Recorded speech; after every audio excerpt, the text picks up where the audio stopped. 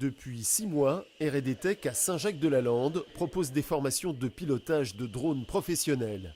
Mais les formations de 1, 3 ou 5 jours commencent sur ces petits engins, pas chers et faciles à manier.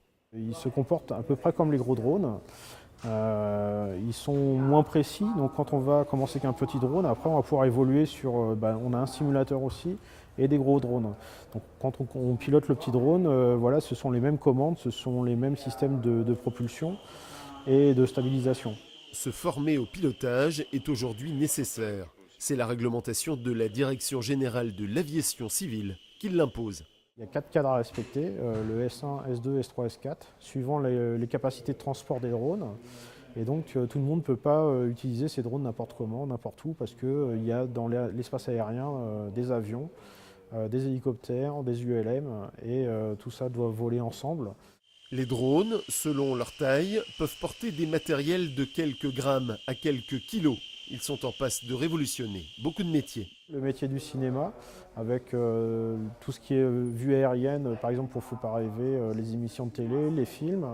Au niveau industriel, ça va révolutionner par exemple la SNCF pour faire l'inspection des voies, la surveillance des réseaux, la surveillance en intérieur, tout ce qui est vidéosurveillance. Ça c'est une grosse révolution. Dernière innovation chez R&D Tech, le Robco, un drone terrestre développé avec la Direction générale de l'armement. Pour son étanchéité, il roule grâce à des coupleurs magnétiques. Donc l'arbre de transmission ne tourne pas, on a un aimant à l'intérieur, un aimant dans la roue, et on peut transmettre de la puissance mécanique. Il est en impression 3D, donc c'est un des premiers robots imprimés en 3D. Il a des petites caméras dessus, dessous, devant, derrière pour regarder dans les bouches d'égout, sous les voitures.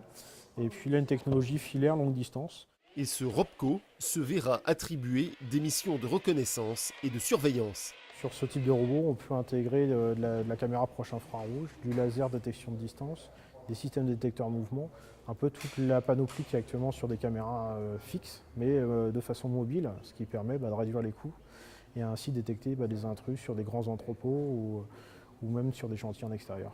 Terrestre, maritime ou volant, R&D Tech et son équipe de 7 personnes s'inscrit dans la révolution du drone civil et militaire. Il conçoit et fabrique des drones certifiés par la DGAC pour des prix allant de 1 500 à 30 000 € pièce.